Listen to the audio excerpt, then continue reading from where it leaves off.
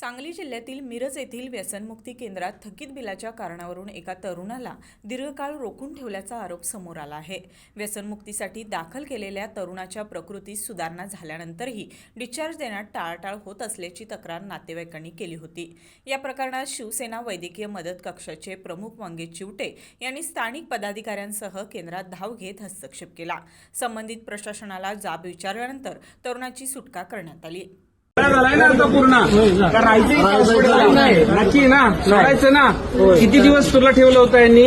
मला 3-3.5 महिने। तू बरा असताना पण ठेवलं होतं? होय, पैसे दिले म्हणून पैशामुळे दाबू ठेवला। आज जाऊ सुधील ना लॉजची मी पावती दाखवू कुठे यांची गाडी आली का? गाडी बोलव चल। आज सुधी जाऊ दिल ना। गेट पासच घेऊन या म्हणा किंवा भाई म्हणा गेट पास त्याचे तुम्हाला बोला पण दाखवतो। मग आता ह्या जे ज्येष्ठ नागरिक आहे आमदार साहेबांनी फोन केला आपल्या राजाभाऊनी। राजाभाऊ म्हणजे त्यांच्या घराची 4 पत्रे इकडेच मिळत ना माझ्या मतदारसंघात। चल ह्याला बसव गाडीत। चल बसचा मुलगा दिला तुमच्याकडे सुपूर्द केला, ठीक आहे? चला तुम्ही बसा जा।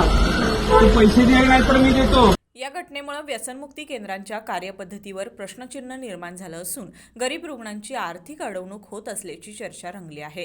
तरुणाची सुटका झाल्यानंतर कुटुंबियांनी समाधान व्यक्त केलं असून या प्रकरणाची चौकशी करण्याची मागणी होत आहे।